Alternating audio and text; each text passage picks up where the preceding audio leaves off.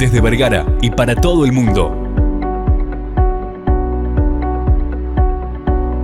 Una radio con propósito. Una radio con visión. Una radio para todos. El Libertador, 1210 AM.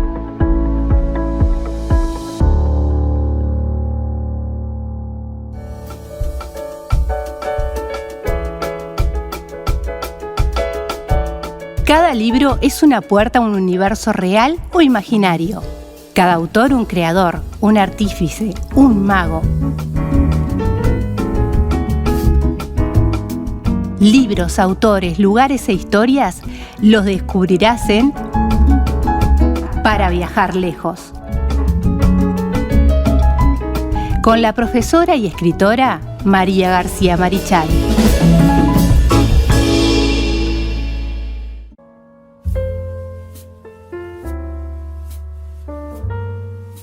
Continuamos en punto de partida aquí por la 1210 AM Radio Libertador, desde Vergara para el mundo, como siempre digo, a través del www.libertador.com.uy. Hoy columna de literatura. Bueno, ahora empezamos a traer autores y tenemos una lista bastante grande. Es más, tenemos hasta autores de Colombia. Vamos a tener autores de Colombia aquí en Para Viajar Lejos, a través, por supuesto, de Radio Libertador. Pero esta columna no se puede hacer sin María García Marichal, a quien ya le damos la bienvenida. ¿Cómo estás, María? Muy bien, feliz de verte, muy feliz de estar de nuevo en contacto con la audiencia. Encantada de estar en la radio. Bueno, la vía de comunicación, como siempre, www.libertador.com.uy, también en nuestras redes sociales, Facebook, Twitter, Instagram y YouTube, y el teléfono, o mejor dicho, las aplicaciones que usamos el teléfono, tanto Telegram como WhatsApp, 091 99 12 10 o más 598 si está fuera del país, más 598 091 99 12 10, ahí no podés encontrar. Hoy tenemos un autor, vamos a analizar un autor, ¿y a quién tenemos hoy, María? Hoy vamos a hablar nada menos que de Bram Stoker. O sea, que estamos hablando... Vamos a hablar del Conde Drácula. Del Conde Drácula, es maravilloso, ¿verdad? Es uno de los libros clásicos del origen del terror, pero terror como terror mismo, más que horror, terror, porque aquí hay, hay sangre de por medio, hay un vampiro de por medio, ¿no?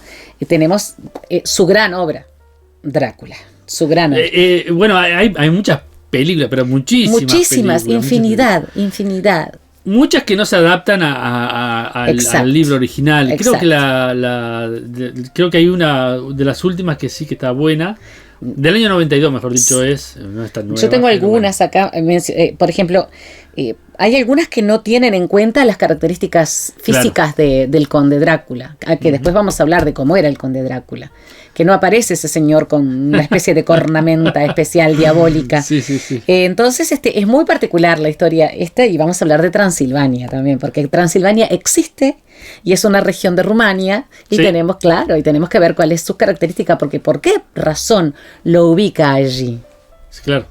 Jacobo Lautner nació en Transilvania, ¿sabías? Claro, pero también hay un personaje que Vlad Tepes, ¿no? Claro. Que es que se dice que se inspiró en él. Exacto. ¿No? Yo una de las cosas que quería plantear es que Stoker, cuando escribe Drácula, por supuesto que es una obra absolutamente ficticia, pero está inspirado en algunas leyendas de la región, que venían de épocas muy lejanas. No nos olvidemos que toda la región del este de Europa, el centro de Europa, donde la mayor parte de la población es de origen celta, tiene muy a flor de piel lo que es la leyenda, lo que son los seres míticos, una especie también de ensamblaje entre los seres míticos y los reales. Entonces hay toda una influencia en Bram Stoker, aunque en realidad se llamaba Abraham Stoker, una influencia de los mitos de la historia de Transilvania. Bueno, eso también lo podemos ver, por ejemplo, en los autores que hemos hecho allá de Holanda o de esas,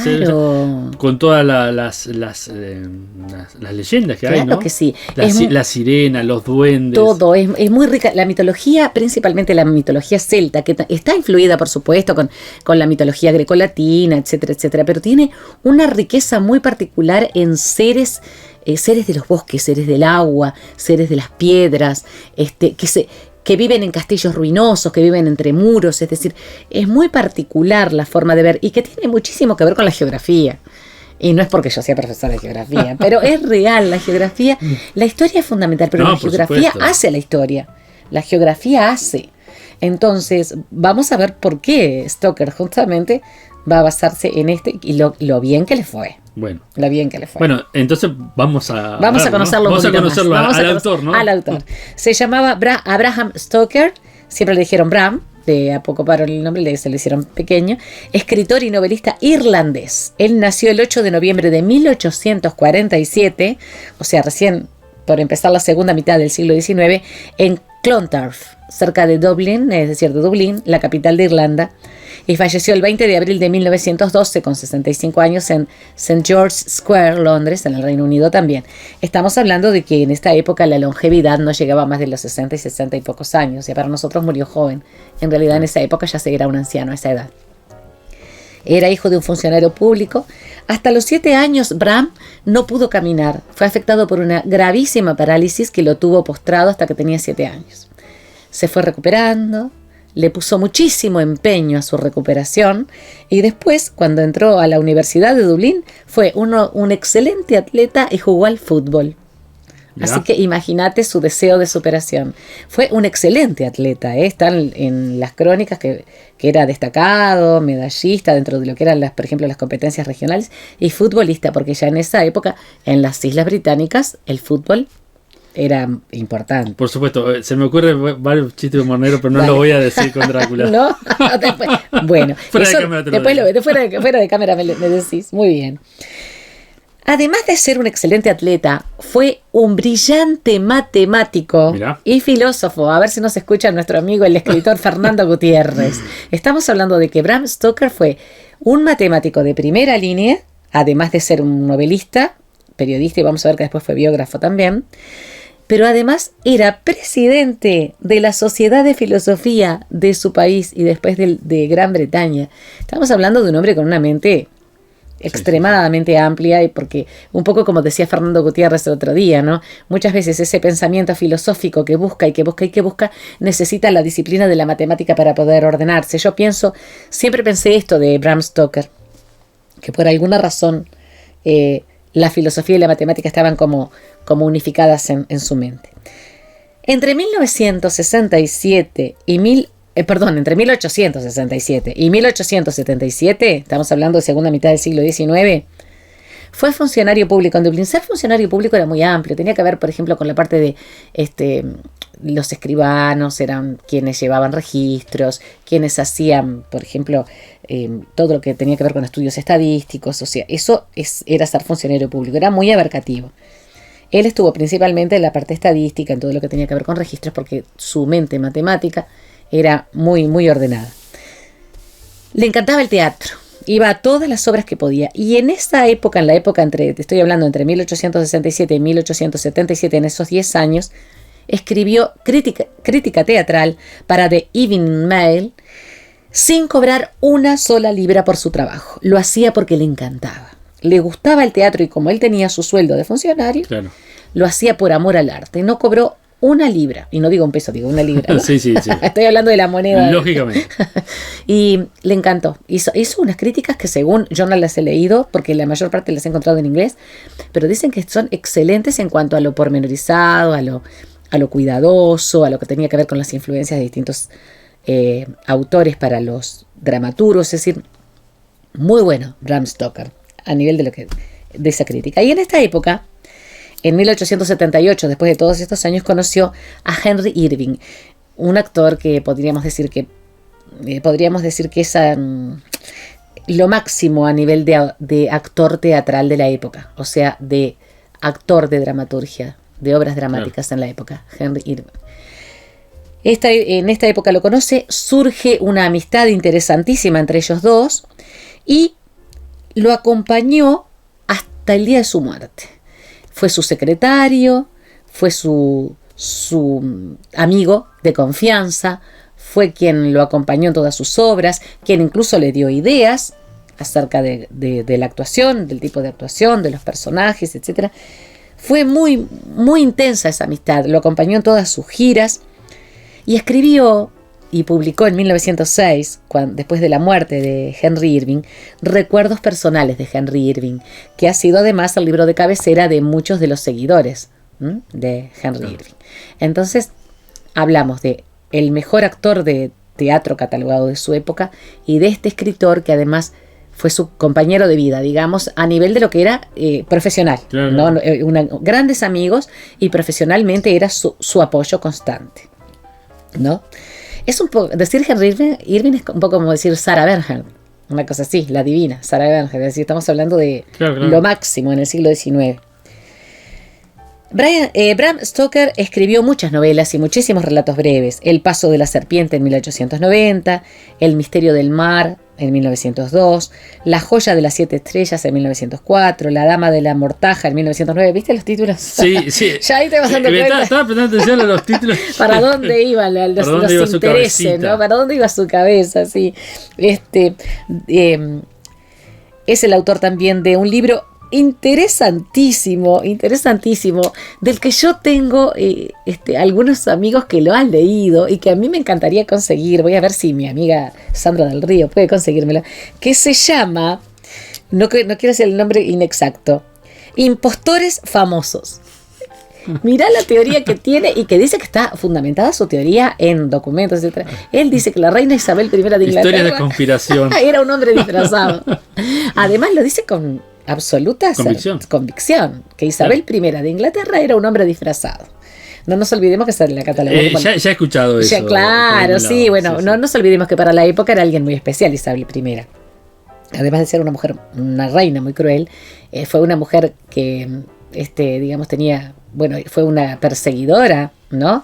de los protestantes, fue una mujer muy difícil para tratar, no tuvo hijos, se le llamaba la reina virgen, aunque se habla de que tenía sus relaciones, pero entonces para este amoroso de Bram Stoker, ella era un hombre disfrazado, pero además es muy interesante el libro, porque yo estuve viendo además, hablando de impostores, ¿no? E impostoras, en el correr de la historia está muy ameno, he leído algunos pequeños fragmentos, pero lo quiero conseguir. Pero claro, vamos a hablar de la obra que lo hizo famoso, la obra que lo hace el gran Bram Stoker. Cuando hablas de Bram Stoker, hablas de Drácula, ¿no? Es el más célebre, es el eterno, es... ¿Fue un impacto enseguida que sacó la obra? Inmediatamente se constituyó en un bestseller. Mirá. Y fue bestseller hasta muy entrado el siglo XX. Significa que él murió y siguió siendo bestseller Drácula. Imagínate lo que fue para Bram Stoker. Después le encontró la beta y escribió algunas cosas más acerca de El huésped de Drácula. Viene a ser como Drácula el regreso, algo por el estilo, ¿no? Para Bram Stoker. Después lo vamos a ver. Pero justamente fue inmediato. Se edita la primera edición es de 1897. Es una novela gótica, ya hemos hablado de las novelas góticas propias de toda Europa del siglo XIX, pero principalmente de las Islas Británicas del siglo XIX, que está fundamentada en extractos de diarios, por supuesto que ficticios, y casi siempre son epistolares. Están presentadas como cartas. Pero además de eso, recordemos que se empieza generalmente con una escena o con un capítulo o dos que son generalmente amables, que son interesantes, y luego van construyendo toda una cuestión sombría hasta que termina todo en un desastre. Bueno, pero ¿conocía la parte geográfica? Porque eso es lo que me llama la atención. Él no la conocía, pero tenía oídas de lo que era Transilvania, porque él hizo muchas giras con Henry Irving.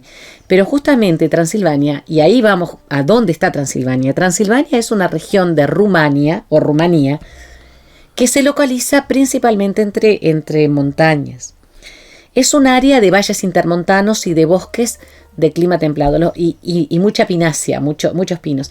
Esos bosques de climas templados son esos bosques que se ponen rojos, amarillos, naranjas en el otoño, pero que se cubren de nieve, y por esa razón hay mucha pinacia, hay mucho pino en esa región en el invierno.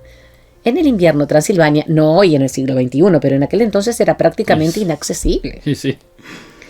Además es complicado ahora, imagínate lo que era en aquella época. ¿No? Es difícil ahora porque además Rumania es un país muy pobre, cuyas vías de transporte no son del todo, digamos, no son de lo mejor de lo que podemos hablar. Tiene áreas sumamente difíciles de a la que es muy difícil acceder, pero en el siglo XIX, imagínate. Además, castillos medievales en ruinas, aldeas vacías, caminos ignotos, caminos que se metían entre los bosques y que de pronto desaparecían porque la gente o se había migrado, o porque como eran sociedades generalmente con mucha endogamia, terminaban desapareciendo. Entonces, claro, era un lugar tenebroso Transilvania. Es bellísimo, pero es ideal para una historia de terror. Por esa razón, lo ubica allí. Y además no nos olvidemos de lo que tú mencionaste hoy, que ya había un conde. Sí, Van Teples. Exactamente, que había sido considerado. Que bueno, hay mucho, que bueno, era muy cruel, ¿no? Empalaba a todos sus enemigos. Una vez, yo me acuerdo, una vez lo hablamos esto en una especial que hicimos de Duridas, y hablamos sobre este personaje que bueno, para aquellos que no quieren oír, bueno, poner pausa. Sí, claro. Pero bueno, una de las cosas que decía, tenía uno de sus allegados. Sí.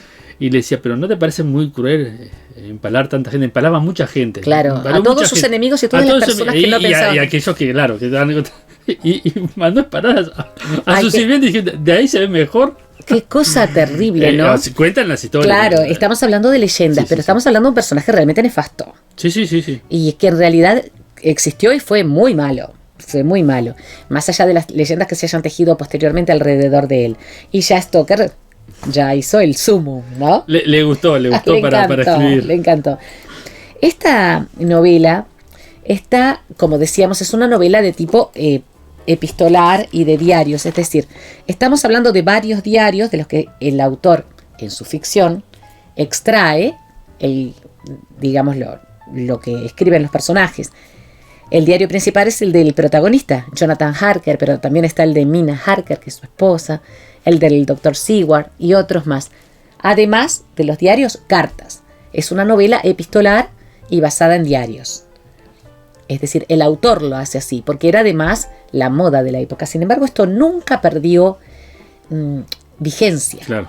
No perdió vigencia porque Drácula sigue siendo una de las novelas más leídas de la historia en todo el planeta y traducida a todos los idiomas que te puedas imaginar. Bueno, de hecho yo conozco gente que lo leyó hace muy poquito, 2 meses nada más. Pero fíjate vos, yo lo leí 2 veces en mi vida, me encantó porque además es una novela muy bien escrita, porque Stoker era muy bueno escribiendo. La atmósfera que logra es espectacular. Es una atmósfera en la que lo que se refiere al paisaje, al castillo, a los personajes es absolutamente tenebrosa. Es todo una tenebridad, todo es oscuro, todo es sombrío, todo es nublado, tormentoso. Y allí en esto están basadas muchísimas de las películas de terror que nosotros conocemos, sí.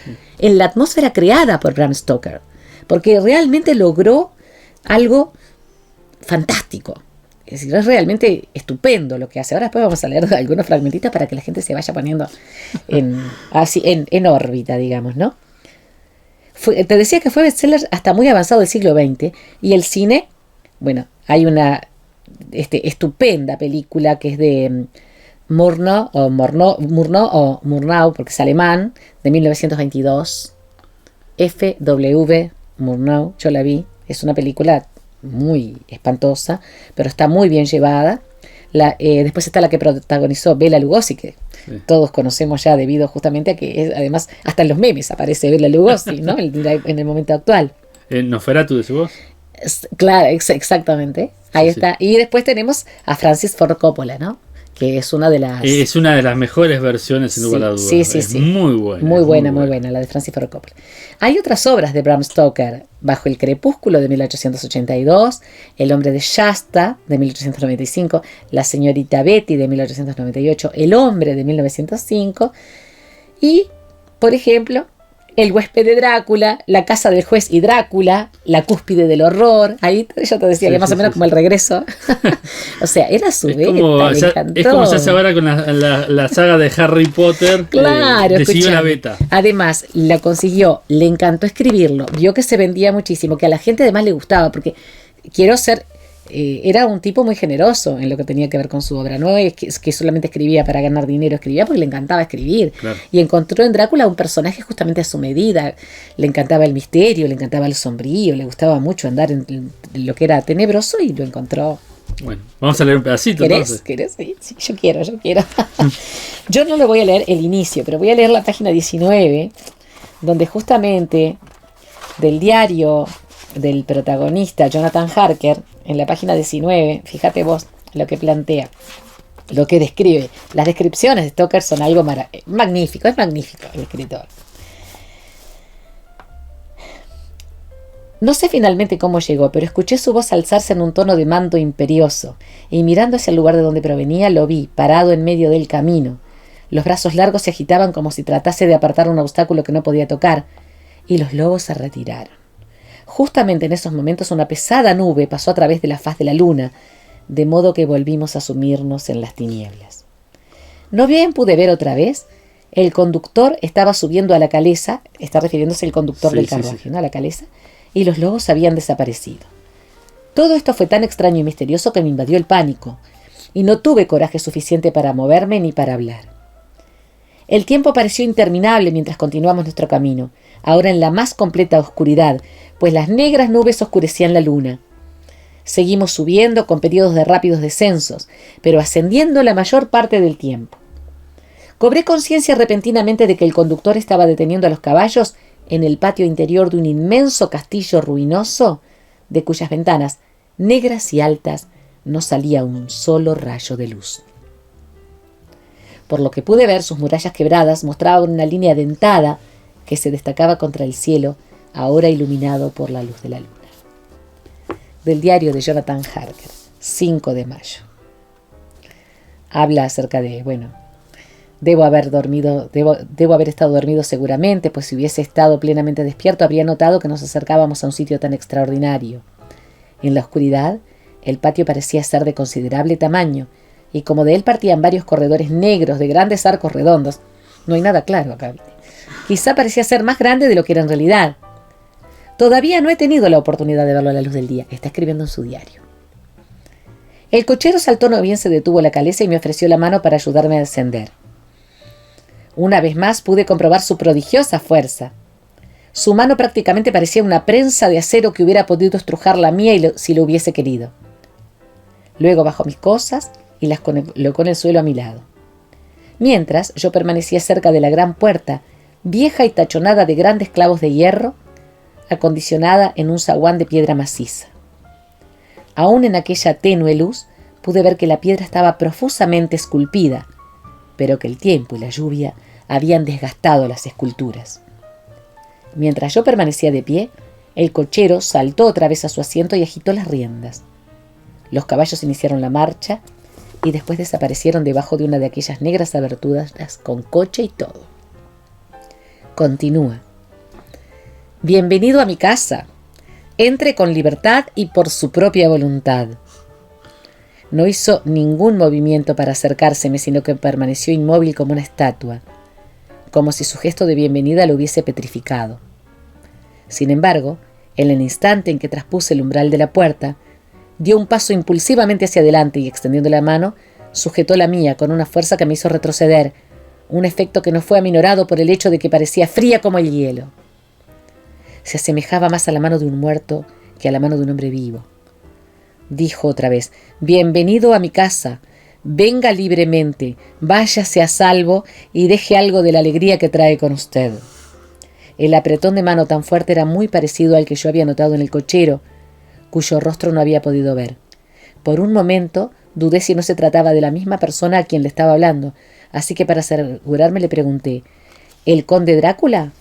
Se inclinó cortésmente al responderme: «Sí, yo soy Drácula y le doy mi bienvenida, señor Harker, en mi casa. Pase, el aire de la noche está frío. Usted necesita comer y descansar». Y lo describe como un hombre alto, anciano, totalmente vestido de negro y de bigote, con una prestancia muy particular de noble. Entonces, da miedo solo pensar. Yo, si hubiera sido Harker, posiblemente hubiera salido corriendo, porque imagínate que además parecía que el conductor de la calesa y el conde Drácula... Bueno, es que la atmósfera que crea la descripción es impresionante. Pues es que te da miedo. A mí me pasa una cosa con Drácula. Yo trato de no leerlo de noche, Y lo digo muy en Varias serio. cosas no le den 8 de misterio. Sí, no, de verdad que sí. Hay cosas que no leo de noche. Pero, por ejemplo, cuando empieza esta descripción y empieza después Mina a tratar de investigar y empiezan a aparecer toda esa atmósfera de cementerio, de oscuridad, de sombras, de frío, de poca luz, de nubes, está creando el ambiente perfecto para que el lector sienta muchísimo miedo. Y estamos hablando de diarios y cartas Sí. que infunden miedo, aún en el siglo XXI. Magnífico, Bram Stoker. La verdad que sí. Bueno, y la película de Coppola la recomiendo. Creo que trabaja Kenny Reeves y el del Silencio de los Inocentes, Anthony Hopkins. Anthony Hopkins. Creo que trabajan en Sí, esa creo película. que sí. Que es, No recuerdo muy bien Van porque- Helsing. Van Helsing, Ese, exactamente, ahí ese. está. Allí hay también una especie de, Sí. digamos, de, ¿cómo podríamos decir? De un hilar diferentes historias y diferentes mitos Claro. para llegar a generar una película espectacular. Sí. Mantiene la esencia. Creo que es Sí. de las mejores. Sí, ¿no? sí, yo creo que Bueno, sí. y Nosferatu es un clásico. Sí, también, Nosferatu muy bueno. es maravilloso. muy bueno. Para mí es maravilloso. Para mí también. Bueno, María, gracias por habernos acompañado. Nos reencontramos en la próxima columna. El próximo para viajar lejos, claro que sí. Un gran abrazo para vos y para la audiencia. Hasta la próxima.